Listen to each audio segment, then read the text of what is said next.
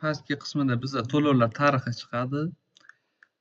Bu yerda tezkor to'lov va bu yerda nima uchun to'lovlar qilgani to'liq ma'lumotlar shu yerda chiqadi.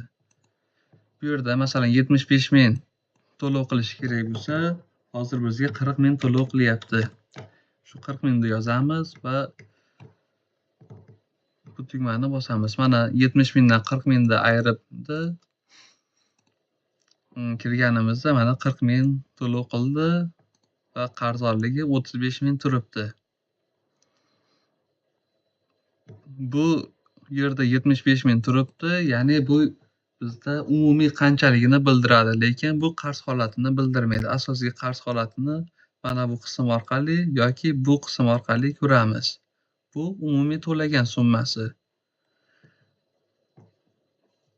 Agar skidka qilish kerak bo'lsa, bu tugma bosiladi. Bu yerdan skidka ishlari amalga oshiriladi. Bu skidka qismini mana bu to'lovlarni amalga oshirishdan oldin qilish kerak. Shunda sizlarda chalg'ish bo'lmaydi va ishlaring ancha tekis ketadi. Qolganini kartada uramiz.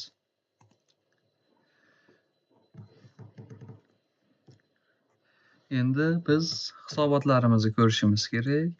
Buning uchun biz kassa hisobot tugmasini bosamiz.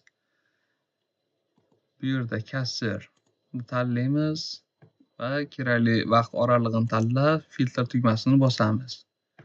Mana barcha operatsiyalar ko'rinadi bizda.